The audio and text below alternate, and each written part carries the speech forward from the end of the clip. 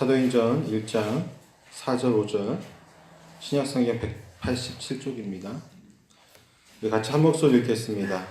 사도들과 함께 모이사 그들에게 분부하여 이르시되 예루살렘을 떠나지 말고 내게서 들은 바 아버지께서 약속하신 것을 기다리라. 요한은 물로 세례를 베풀었으나 너희는 몇 날이 못되어 성령으로 세례를 받으리라 하셨느니라. 아멘. 할렐루야. 네, 오늘 이제 사도행전 강의 두 번째 시간입니다. 지난주 우리가 1절 3절까지 보면서 교회의 본질이 무엇인가, 기독교란 무엇인가에 대해서 다시 한번 우리가 깨닫고 또 아는 시간을 가졌고요. 오늘은 계속해서 또 성령께서 역사하시는 것은 무엇인가에 대해서 좀 알아보려고 합니다. 오늘 읽었던 본문의 첫 번째 보면은 사도와 함께 모이사라고 말씀이 되어 있습니다. 이 사도와 함께 모이사로 번역된 본문의 말씀은 이제 문자적으로 보면은 함께 소금을 취하다라고 해석을 할 수 있습니다. 때문에 본문의 말씀, 즉 제자들에게 예루살렘을 떠나지 말고 아버지께서 예수님의 기도로 통하여서 보내주시기로 하신 그 성령의 약속을 기다리라고 하신 이 당부의 말씀을 하신 장면은 사실 예수님이 제자들과 함께 식사를 하는 도중에 이 말씀을 하신 것이죠. 식사를 하는 도중에 가운데 소금이 있잖아요. 소금을 서로 취하는 그러한 것을 이야기하는 것입니다. 예수님이 이렇게 종종 식사를 하시면서 그분의 핵심적인 메시지를 전하기도 하셨습니다. 특히나 그런 잡히시기 전날 밤, 즉 최후의 만찬을 하시면서 매우 중요한 아주 여러 말씀들을 전하시기도 하셨습니다.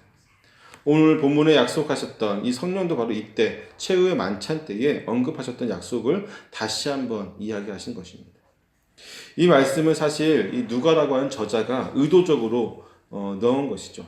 지금 사도들이 육체로서 실제하는 사도들이 지금 함께 식사하고 있는 분이 누구냐면 육체를 가지고 함께 먹고 마실 수 있는 예수님이라는 것을 증거로서 보여주기 위해서 그가 의도적으로 삽입한 구절입니다. 즉 이미 그 당시에 이 부활을 부인하는 사람들에게 예수님의 부활은 실제적인 부활이었고 실제적인 육체를 가지고 그의 제자들과 함께 식사를 하며 교제를 나누고 말씀을 나누었다는 것을 증거하는 것이죠. 단순히 말씀을 전하는 것뿐만 아니라 예수님께서는 그의 육체를 통하여서 우리 앞에 나타나신 증거들이 있다라고 이야기를 하는 것입니다. 또한 이 사도들의 입장에서 보면 그들은 아마도 어떤 데자뷰와 같은 현상들을 경험하였을 것입니다. 왜냐하면 예수님께서 최후의 만찬 때에 자신이 아버지께로 가면 아버지께서 보혜사 성령을 나 대신 너희에게 보내주실 것이라고 약속을 하였기 때문이죠. 그렇지만 예수님의 십자가 사건으로 인해서 이 제자들은 이 약속에 대해서 까맣게 잊어버리고 살게 됩니다. 그러다가 이제 부활하신 예수님께서 그들과 말씀을 나누시고 다시 한번 식사자리, 최후의 만찬과 같이 식사자리에서 그때의 그 성령에 대해서 다시 한번 언급을 하시는 거죠. 그때 했던 그 약속을 다시 한번 그들에게 하시는 겁니다. 그 성령을 주시겠다고 하는 약속을 다시 한번 언급함으로써 제자들이 그때 떠오르게 되겠죠. 그때 예수님 잡히시기 전날 밤에 이 말씀을 동일하게 우리에게 주셨지 하면서 그때 예수님께서 성령을 너에게 보낸 이유라든지 무엇에 대해서 여러 가지 설명했던 것들이 아마 주마등처럼 쭉 지나갔을 거예요. 그때의 말씀과 그 감정 등을 다 떠올리면서 더욱더 이 마음판에 확실하게 그 말씀을 새겼을 것입니다. 그래. 이번엔 정말로 우리가 잊어버리지 말고 그 성령을 기다리자. 제자들의 입장에서는 아마 그랬을 거라고 생각이 되어집니다.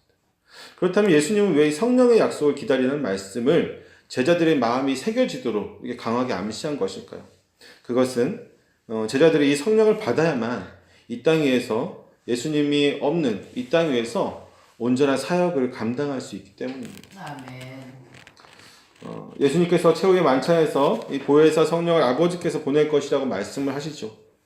예수님이 안 계신 상황에서 성령 없이는 이 제자들이 온전한 사역을 감당할 수 없기 때문이었습니다. 왜냐하면요, 첫째로 성령은 증언하는 분이시기 때문입니다. 아멘. 우리가 최후의 만찬에서 성령을 언급하는 부분을 좀 잠깐 봤으면 좋겠는데 요한복음 15장을 좀 보겠습니다. 요한복음 15장 몇 장만 넘어가면 돼요. 사도행전 1장에서 한 4-5장만 넘어가면 됩니다. 요한복음 15장 26절 7절 함께 보도록 하겠습니다. 요한복음 15장 26절 27절 같이 읽습니다. 시작. 내가 아버지께로부터 너희에게 보낼 보혜사 곧 아버지께로부터 나오시는 진리의 성령이 오실 때에 그가 나를 증언하실 것이요 너희도 처음부터 나와 함께 있었으므로 증언하시느니라. 아멘. 이 증언이란 말이 나오는데 이 말씀을 우리가 정확히 알아야 될 필요가 있어요. 무슨 말이냐면 이 말씀은 성령의 제자들로 하여금 증거하도록 도울 것이라고 하는 말씀이 아니라는 겁니다. 만약 그렇게 해석을 한다면요, 어떤 오류에 우리가 빠지게 되냐면 제자들이 이 증거하고 전파하는 이 사역의 주축이 되고 성령은 그냥 보조적인 역할만 하는 것으로 여겨질 수가 있다는 것이죠. 여기서 언급한 것은 성령은 증거하실 것이라는 사실이고요. 제자들은 증인이 되리라는 점입니다. 아멘. 교회 역사에서 이 증거라는 단어가 1차적으로 가리키는 것은요, 전파라는 단어가 아니에요. 이 증거가 복음서라든지 이 성경의 모든 역사 속에서 교회 역사 속에서 이 증거라고 하는 단어가 가장 많이 사용되어지는 것은 어디냐면 고난이라는 단어가 함께 가장 많이 사용되어집니다. 무슨 얘기냐면요, 믿음의 역사들, 즉 교회의 역사들을 쭉 바라보게 되면 항상 교회는 세상으로부터 핍박받았습니다. 세상으로부터 고난받고 핍박받고 그들에게 배척당하는 것이 교회의 모습이었어요. 고난 속에서 있는 것이죠. 특히나 초대교회 시절의 그 박해와 고난은 이루 말할 수 없는 큰 시련과 고통이었습니다. 근데 이 고통 가운데, 고난 가운데 하나님께서는 증거라는 하는 이 단어를 사용하셨다는 거죠. 증거. 세상과 우리가 이렇게 대척점에서 항상 그들이 우리를 미워하고 그들이 우리를 배척하고 때로는 우리가 그들 때문에 고난을 당하는 가장 큰 이유는 무엇이냐면 그들과 우리는 도저히 뛰어넘을 수 없는 아주 큰 인식의 강이 존재하고 있기 때문입니다. 무슨 얘기냐면요, 더 정확히 설명을 하자면 그들에게 아무리 우리가 좋은 교재를 가지고 오고 좋은 방법 여러 가지 요새는 많이 있잖아요. 전도할 수 있는 여러 가지 방법도 있잖아요. 그런 것을 가지고 와가지고 그들에게 전한다고 할지라도 그들에게는 예수라는 사람은 그냥 2000년 전에 유대에서 십자가로 죽임을 당한 한 인간일 뿐이에요. 유대인 뿐이에요. 우리는 그분을 구주로 알고 있는데, 우리의 모든 죄를 대신해서 죽으신 그분으로 알고 있는데 우리가 아무리 어떠한 설명을 해도 사실은 이 인식 자체가 바뀌지 않는다는 겁니다. 바뀔 수가 없어요. 우리가 무슨 짓을 해도 마찬가지입니다. 그런데 이 인식이 바뀌는 그것은 어떻게 바뀌는 거냐면 우리의 고난 가운데 역사하시는 성령께서 그들의 마음과 양심을 통해서 놀라우신 기적을 일으키시는 거예요. 아멘. 도저히 바뀔 수 없는 그 인식이 바뀌는 것은 누구 때문이냐면 성령 때문이라는 것입니다. 아멘. 여러분 상상을 해보십시오. 2000년 전에 저기 이스라엘이라고 하는 나라에서 죽은 그 사람이 나의 죄 때문에 죽었다는 것이 어떻게 우리에게 구원이 되겠습니까? 그 인식을 바뀌는 것은 그 인식이 온전히 바뀌어서 내가 예수 그리스도를 주로 고백하고 시인하고 그분을 영접할 수 있는 방법은요, 성령의 역사가 아니고서는 방법이 없어요. 인간의 노력으로는 도저히 할 수 없는 방법입니다.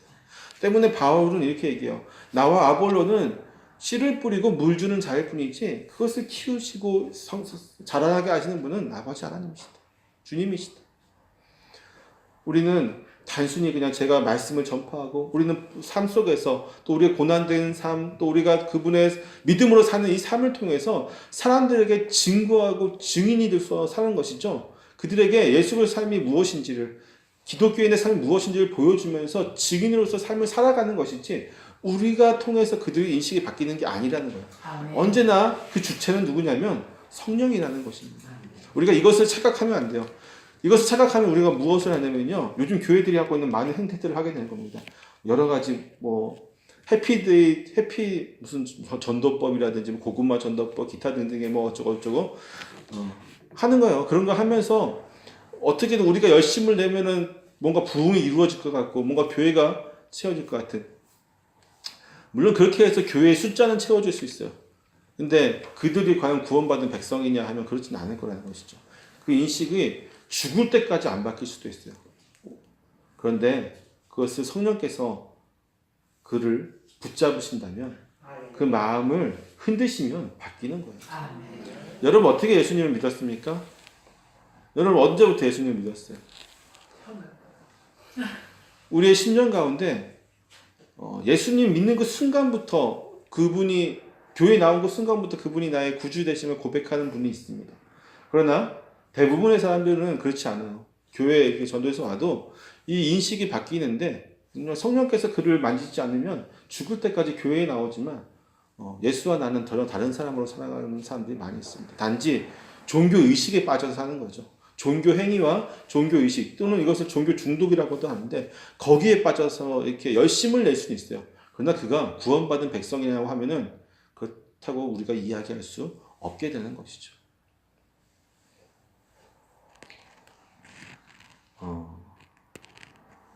또한 두 번째로 성령은 이 세상을 심판하는 분이시기 때문입니다. 우리가 그 다음 장 보면은 요한복음 16장 8절에서 11절 말씀을 같이 읽어보도록 하겠습니다. 요한복음 16장 8절에서 11절 시작. 그가 와서 죄에 대하여 의에 대하여 심판에 대하여 세상을 책망하시리라. 죄에 대하여라 함은 그들이 나를 믿지 아니하며 의에 대하여라 함은 내가 아버지께로 가니 너희가 다시 나를 보지 못하며 심판에 대하여라 함은 이 세상 임금이 심판을 받았습니다. 아멘. 성령의 사역을 우리는 무엇으로 보냐면 예수님의 사역을 계속해서 하시는 것으로 이야기를 할 수 있습니다. 그것은 어두움 속에 빛을 비치는 일, 즉 세상의 죄를 폭로하고 책망하는 일을 계속하는 것이죠. 그분은 교회보다 앞서서 세상의 죄를 책망하시는 강력한 변호자가 되시는 것입니다. 때문에 이 책망하다는 단어는 유죄를 입증하다라는 뜻으로 번역할 때가 더 적합할 것입니다. 성령이 하시는 일은 앞서 아들의 일로 묘사된 것을 계속하는 것입니다. 그 아들은 아버지의 보냄을 받아서 세상을 심판하기 위해서가 아니라 구원하기 위해서 이 땅에 오셨습니다. 그러나 그분의 오심이 심판을 가져올 수밖에 없는 것은요, 사람들이 빛보다는 어두움을 더 사랑했기 때문이라고 성경은 말하고 있습니다. 요한복음 3장 20절을 보게 되면요, 그 빛은 악한 사람들의 행위를 노출시키는데 이것이 바로 심판에 해당한다는 것입니다. 이와 마찬가지로 예수님의 이름으로 아버지께로부터 오신 이 변호자의 임재는 이 세상의 유죄를 입증하는 것이죠. 이것은 세상의 가장 근본적인 사상을 우리가 방금 전에 읽었던 본문에 의하면 죄가 무엇인지, 의가 무엇인지, 심판이 무엇인지에 대한 세상에 가지고 있는 정의들이 다 잘못된 것이고 그 사상들의 거짓된 것임을 노출시키는 것이 바로 성령의 역할이라는 겁니다. 성령은 이 세상이 죄로 가득한 것을 만연하게 보여주는 겁니다.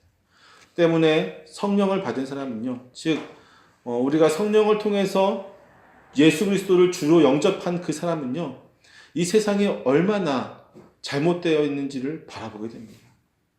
이 세상이 얼마나 죄 가운데 있는지, 하나님 앞에서 얼마나 이들이 그 모든 그 낱낱이 보여지는 것이죠. 그 모든 것들이 의에 대하여, 죄에 대하여, 그리고 심판에 대하여 우리는 바로 볼 수가 있게 되는 것입니다. 마지막으로 세 번째로 성령은 진리 가운데 인도하는 분이십니다. 우리 그 밑에 말씀을 보게 되면요, 13절 말씀부터 14절 말씀을 보겠습니다. 13절 14절 시작. 그러나 진리의 성령이 오시면 그가 너희를 모든 진리 가운데로 인도하시리니 그가 스스로 말하지 않고 오직 들은 것을 말하며 장래의 일을 너희에게 알리시리라. 그가 내 영광을 나타내리니 내 것을 가지고 너희에게 알리시겠습니다. 아멘. 성령은요, 우리를 진리 가운데로 인도하시는 분이십니다. 참 아이러니하게요, 지금 제자들은 부활하신 예수님과 마주 앉아서 식사를 하고 있어요. 그들은 사실 예수님을 통해서 예수님의 십자가에 달려 돌아가시기 전부터 그들은 예수님의 그 말씀과 사상에 깊이 감화가 되었어요. 그러면서 근데 핵심은 깨뚫지 못했어요. 무슨 얘기냐면 예수님께서 계속적으로 이제 제자들에게 나는 죽으러 간다. 나의 죽음이 너희를 구원하는 것이다. 그것이 나의 본 사역이고 난 다시 부활하실 것이다 라는 말씀을 지속적으로 제자들에게 임하시고 말씀하시고 또 무엇보다도 하나님 나라는 너희들이 꿈꾸는 그런 것이 아니다라고 계속적으로 말씀해 주시면 이 제자들이 깨닫지 못해요. 이제 예루살렘에 입성하기 전날까지도 예수님이 바로 그 전날까지도 이 말씀을 하신데도 오히려 걱정 근심하죠. 근심에 쌓여 우리가 원하는 바가 되지 않으면 어쩔까 하는 근심에 쌓이죠. 그러한 가운데 실제로 예수님께서 십자가에 달려서 돌아가실 때에 그 곁에는 요한이라고 하는 제자 외에는 단 한 명도 12명의 제자라고 하는데 11명이라는 제자가 한 명은 이제 예수님 팔고 나머지 제자들은 뿔뿔이 흩어져서 자신의 고향으로 내려가고 뿔뿔이 흩어지게 됩니다. 도망치게 되죠. 베드로 같은 경우는 더 이제 고향에서 이제 어부를 내면서 굉장히 큰 낙심 가운데 빠지게 됩니다. 자기의 생각들은 이 이스라엘이 바뀔 줄 알았는데 정권이 바뀌고 또 세상이 뒤집어져서 정말로 하나님 나라가 온전히 지금 세워질 줄 알았는데 그래서 예수님을 따라다녔는데 그것이 예수님이 그 잡히시고 채찍질 받는 때 베드로가 쫓아가서 그래도 나름 수제자라고 하는 그 역할 때문에 차마 바로 도망가지 못하고 쫓아가잖아요. 아니야, 아닐 거야. 예수님 저기서 일어나실 거야. 아마 그런 심정이었을 것 같아요. 베드로가 쫓아가면서 뒤에서 이렇게 문에서 이렇게 빼꼼히 쳐다볼 때에 아닐 거야. 예수님 저렇지만 금방 다시금 권능을 행사하실 거라는 믿음이 있었을 거예요. 채찍을 맞으면서 고난을 받으시지만 그럼에도 불구하고 일말의 그런 기대감을 가지고 끝까지 베드로는 쫓아갔을 거예요. 근데 어떻게 되셨어요? 그렇지 못하셨죠.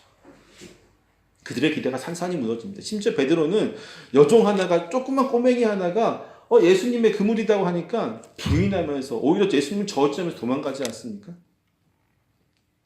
그러다가 그랬던 제자들이 예수님이 살아서 다시 오셨단 말이에요. 부활하셔서 오셨어요. 그러면서 또 말씀을 주셨는데 여전히 그들이 뭐 하냐면 깨닫지를 못해요. 우리가 오늘 읽지 않았지만 그 다음 절 사도행전 1장 6절에 보면요. 이렇게 얘기하고 있어요. 그들이 모였을 때에 예수께 여쭈어 이르되 주께서 이스라엘 나라를 회복하심이 이때니까 하니 아직도 정신 못 차리고 있는 거죠. 그들은요. 아직도 정신 못 차려요. 부활하신 예수님을 통해서 하나님 나라에서 이렇게 듣고 또 그분의 말씀을 분명히 풍성한 말씀을 들었음에도 불구하고 여전히 깨닫지 못하는 그들 돼요. 근데 그것을 깨닫게 하시는 분이 무엇이냐면 바로 성령님이라는 것입니다. 성령님께서 그분의 이제 제자들이 해야 될 사명들을 또 깨닫게 하시고 예수의 영광과 또 예수께서 그동안 하셨던 모든 말씀들이 이제 정말 이게 이런 뜻이었구나라고 하는 것들을 깨닫게 하는 역할들을 성령께서 하신다는 겁니다. 그러면서 더불어서 앞으로 일들도 알게 하시는 분이 누구냐면 바로 성령님이라고 이야기하고 있습니다. 성령님께서는 우리에게 분명하게 말씀을 주십니다. 우리가 진리 가운데 거할 수 있도록 우리를 붙드시는 분이 바로 성령이시라는 거죠. 오늘 본문의 말씀을 보면은 그 약속을 이러한 성령을 너에게 주실 것이라니까 이 약속을 굳게 믿고 제자들에게 기다리라고 하시는 것입니다. 그러면서 5절에서 어떤 말씀을 주시냐면요.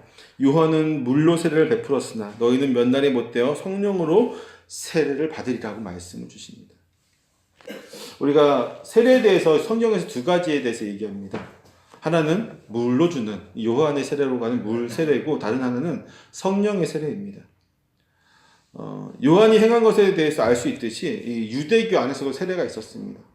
당시 세례는 이방인이 유대교에 입문할 때 행해지는 의식이었어요. 즉 이스라엘 백성들은 하지 않는 것이었고 이방인들, 즉 유대인들이 아닌 이들이 이 유대교 안에 들어오려면은 이 세례라고 하는 의식을 치러했다는 것이죠. 왜냐하면 세례라는 것은 다른 말로 물속에 완전히 잠겼다가 일어난 거잖아요. 다시 태어난다는 의미를 갖고 있어요. 중생한다, 다시 태어난다는 의미를 갖고 있기 때문에 이방인이었던 이들이 물속에 들어갔다 오면서 완전히 잠겼다가 일어나면서 다시 태어나서 그들이 유대인의 의식 가운데 행할 수 있게 되는 것을 이야기하는 것입니다. 하지만 이 세례 요한 같은 경우는 그러한 의미로 이 세례를 베풀지 않았어요. 유대인들에게 다 이 세례를 베풀었습니다. 그러면서 그들에게 이 세례를 베푼 이유는 무엇이냐면 요한 같은 경우는 이 죄에 대해서 죄를 씻는다는 의미로서 이 회개의 의미로서 이 세례를 베풀게 되는 것이죠. 에베소서에 보면요, 그 바울이 에베소 교인들에게 너희가 요한의 세례만 안다라고 하는 부분이 나와요. 그들은 회개를 위해서만 회개에 대한 이 세례만 안다는 거죠. 회개하는 세례만. 즉 세례를 통해서 회개까지는 이르는데 구원에까지는 이르지 못하게 된다는 겁니다. 때문에 요한의 세례와 성령 세례의 분명한 차이점을 알 수 있어요. 요한의 세례의 한계도 분명히 알 수 있죠.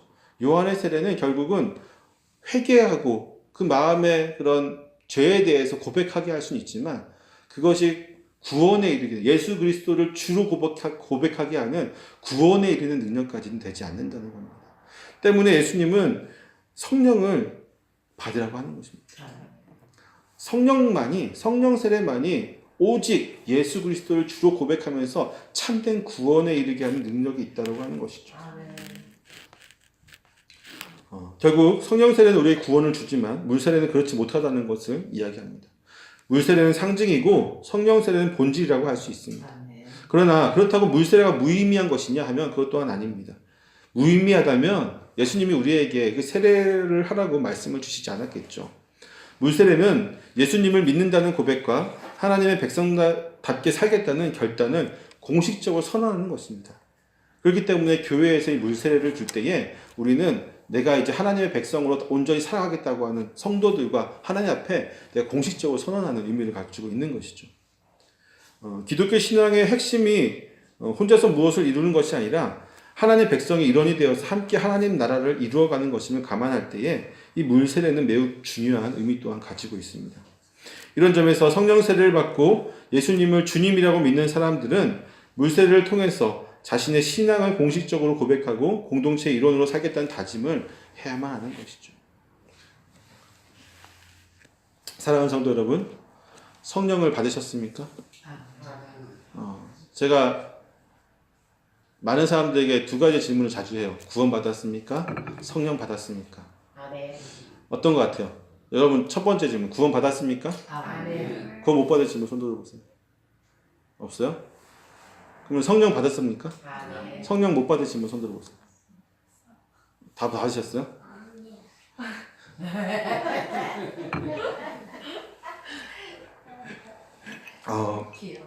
한국 교회에 많은 부흥 강사들이라든지 목사님들이 이 구원에 대해서는 많이 강조를 해가지고 대부분의 사람들이 이제 자기는 다 구원받았다고 생각을 해요. 사실 그렇지도 않음에도 불구하고 그래서 구원 받았습니까? 구원의 확신이 있습니까? 라고 물어보면 대부분의 사람들이 나는 구원의 확신이 있습니다 라고 얘기를 하는데, 그렇다면 성령은 받았습니까? 라고 얘기하면 쭈삣쭈삣해요. 내가 성령 받았나?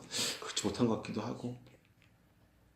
근데 여러분, 성령과 구원은 따로 떼어놓을 수 없다는 거예요. 오늘 말씀에서 비춰봤듯이 우리가 구원을 고백을 하는 것, 예수 그리스도를 주로 고백하는 것이 구원이잖아요. 그렇죠? 예수 그리스도를 영접하고 그를 주로 고백하는 것, 그것이 구원의 핵심 메시지인데 그것을 깨닫게 하시는 것이 성령이란 말이죠. 성령께서, 우리가 성령을 받지 못하면 이 고백이 온전한 고백이 되지 않아요. 그냥 배워서 지식으로 하는 고백이 될 수밖에 없고, 그런 건 진실한 고백이 아니잖아요. 마음으로 하는 고백이 아니잖아요. 그렇기 때문에 성령과 성령 받는 것과 또 우리의 구원은 항상 동일하게 온다는 것이에요. 성령께서 우리 마음에서 우리로 하여금 참되게 고백할 수 있도록 인도하시는 것이죠. 아멘. 이 사도행전을 다른 말로 하면요, 성령행전이라고 할 수 있을 것입니다. 왜냐하면 증인으로서의 사명을 감당하는 제자들의 모든 사역의 역사에는 성령께서 직접적인 개입이 언제나 있어 왔기 때문입니다. 때문에 교회의 역사를 성령을 제외하고는 말할 수가 없는 것이죠. 사도행전을 보듯이 성령께서 모든 곳에서 그들을 인도하시고 또 그들에게 능력을 베푸시고 또 직접적으로 사람들에게 그 마음에 감동을 주시고 그들이 예수님을 믿도록 역사하지 않았다면 이 사도행전이 쓰여지지 않았을 거예요. 또한 사도들의 그런 역사도 이루어지지 않았을 것입니다. 오늘날 하나님의 말씀이 선포되어지는 이 교회가 이 성령에 대해서 큰 오류를 범하고 있어요. 첫 번째 오류는 무엇이냐면 성령을 어떤 한 에너지로 표현하는 사람들이 참 많이 있어요. 대부분의 이제 저도 어렸을 때 그런 기억이 나는데 부흥 강사 집회 가가지고 성령 받아라 하면서 막 그 찬양 알죠? 성령을 던져요 부흥 강사가. 그러면서 성도들은 받아요 또 그거를 어시구나고 받고 있어요. 성령은 그러한 에너지체가 아니에요. 받으라고 하고 던질 수 있는 존재도 아니고요. 받는다고 해서 받아들이는 존재도 아니에요. 성령은 인격적이신 분이시고 하나님이십니다. 하나님이신 그분을 어떻게 던지고 받을 수가 있어요? 또한 두 번째로 어떠한 잘못된 인식을 가지고 있냐면 성령에 대해서 우리는 너무 어렵게 생각하는, 반대로 너무 어렵게 생각하는 경향이 있어요. 아까도 얘기했듯이 내가 성령 받았나? 성령을 받은 것의 증거로서 뭐 방언이라든지 무슨 신유의 은사라든지 놀라운 이적들이 있어야지만 성령을 받는 것으로 하는 착각을 가지고 있다는 것이죠. 하지만 그렇지 않다는 거예요. 아까도 얘기했듯이 성령은 가장 주된 사역은 뭐라고 얘기해서 진리의 성령이라고 하잖아요. 진리를 우리에게 깨닫게 하시는 분이 성령입니다. 진리를 증거하시는 분이 성령이고요. 진리를 깨닫게 하시는 분이 성령이라는 거예요. 이 사역이 가장 주된 것이지 성령을 받았다고 해서 방언을 하는 것이 아니고 성령을 받았다고 해서 어떤 놀라운 신유의 은사라든지 미래를 예언하는 은사를 받든지 이런 것이 아니라는 거예요. 때문에 우리 모두가 다 성령을 다 받았습니다. 성령과 은사는 우리가 분별할 필요가 있어요. 구분할 필요가 있어요. 하나님이 은사를 주신 것은 교회에서 각각의 은사를 주셨잖아요. 그 교회에서 톱니바퀴가 굴러가듯이 그 은사를 통해서 하나님 몸된 교회를 온전히 세워가고 만들어가라고 주신 것이죠. 그것은 성령과는 관계가 없다는 거예요. 오늘날 교회는 이 성령에 대해서 분명하게 고백하면서 이 성령이 우리 안에서 이루어지는 일들을 온전히 바라볼 때 부흥의 역사들을 경험할 수가 있습니다. 실제적으로 우리가 역사적으로 교회의 역사 가운데 수많은 부흥 운동들이 있었어요. 18세기 같은 경우는 미국에서 대각성 운동이 있었고요. 우리나라 같은 경우도 1908년에 평양 대부흥이 있었죠. 그거 말고도 아프리카 대부흥이라든지 전 세계 곳곳에 한 10여 차례 이상의 그런 대부흥의 역사들이 있었습니다. 각 나라마다 그런 역사들이 있었는데 그 역사들은요 어떻게 이루어진 거냐면 성령의 역사로 이루어진 거예요. 갑자기 성령께서 그 지역 안에 모든 이들의 마음을 갑자기 뒤집어 엎으신 거예요. 그러니까 부흥이 일어나더라고요. 여러분, 부흥은 우리가 부흥을 달라고 해서 주는 것도 아니고요. 우리가 어떻게 노력해서 이루어지는 것이 아닙니다. 성령께서 필요하시다면 그때 이루어지는 것이죠. 그럼 우리의 역할은 뭘까요? 그러면 하나씩 가만히 있어서 성령께서 임재하시고 역사하시도록 하나님께서 그냥 부탁만 하고 가만히 있어야 될까요? 그렇지 않아요. 우리는 제자들과 마찬가지로 증인으로서의 삶을 살고 있어야 됩니다. 아멘. 우리가 온전히 증인으로서의 삶을 살 때에 그때의 성령께서 역사하시는 것이죠. 우리는 증인으로서의 삶을 단 하나도 눈꼽만치도 살지 않고 있으면서 성령께서 이곳에 부흥의 역사가 이루어지게 해달라고 하는 것은 굉장히 큰 오류를 범하고 있는 것입니다. 저와 여러분은 묵묵히 성령의 역사하실 수 있도록 증인으로서의 삶을 살아가야 됩니다. 그리고 아까도 얘기했듯이 증인으로서의 삶은요 치열한 삶이에요. 제자들은요 편하게 증인의 삶을 살지 않았습니다. 교회는요 며칠 전에 목사님들과 같이 교제를 나누면서 교회의 본질에 대해서 얘기를 나눈 적이 있었는데, 교회는 공동체로서 모여가지고 우리끼리 희희낙낙하면서 즐거운 곳이 아니라는 거예요. 여기는 투쟁하는 의미가 있습니다. 믿음의 길은요 편히 걸어가면 안 되는 길이에요. 내가 편하고 내가 지금 여유롭고 내가 지금 넉넉하다면요 사실은 우리가 본질을 봐야 돼요. 내가 정말 믿음이 좋은 상태에서 지금 편안한가? 난 지금 믿음의 싸움을 싸우고 있는가? 세상과 나는 정말로 대치되는데 세상과 우리는 결국 하나가 될 수 없는데 그들에게 내가 편하다면 내가 그들에게 인정받고 있는 것이잖아요. 내가 지금 마음이 편하고 내가 넉넉하고 내가 부유하다면 지금 세상에서 내가 인정받는다는 것인데 과연 내가 믿음을 통해서 인정받는 것인지 아니면 그들과 합류해서 그들과 내가 섞여서 내가 인정받는 것인지 우리는 분명히 알아야 된다는 것이죠. 여러분 섞여서는 혼합이 돼서는요 증인의 삶을 살 수가 없습니다. 증인이 될 수가 없어요. 요즘 선거 오늘 투표하셨습니까? 아니요. 선거 기간이기도 하고 그런데 공직자들을 뽑을 때 가장 중요한 기준 중에 하나가 정직함이라든지 뭐 그런 것들이 되겠죠. 물론 많은 공약들도 보겠지만 요새 같은 경우는 젊은 층에서는 항상 이제 정의와 정직함, 이 공평함 이런 것들이 이제 젊은 사람들의 가장 큰 기준이 되어지고 있는데 하나님의 증인으로서 우리가 정직함을 온전히 이루지 못하면요 인정받을 수 없습니다. 즉 저들에게도 마찬가지고 이 위에서도 마찬가지예요. 저와 여러분은 성령과 동행하면서 증인으로서 온전히 살 수 있기를 부탁드립니다. 아멘. 하나 분명하게 말씀할 수 있는 건요. 이 길이 쉬운 길이 아니라는 거예요. 싸워야만 된다는 거예요. 전투적으로 나가는 거예요. 십자가 군병이 되어야 됩니다. 그렇다고 세상을 향해서 주먹으로 싸우는 것이 아니라요. 그들과 향해서 같이 욕하고 같이 그냥 머리끄댕이 잡고 싸우라는 것이 아니라요. 아까도 얘기했잖아요. 고난이라고요. 우리 마음이 싸우는 거야. 우리 믿음이 싸우는 거야. 그들이 돌을 던질 때요. 같이 돌을 던지는 것이 아니라 믿음으로 인내하며 나아갈 때 그곳을 통해서 이런 거죠. 세상 사람이 돌을 던졌어요. 그러나 우리가 믿음으로 그걸 이겨나갈 때 내가 돌을 던졌는데 왜 나를 돌을 던지지 않지?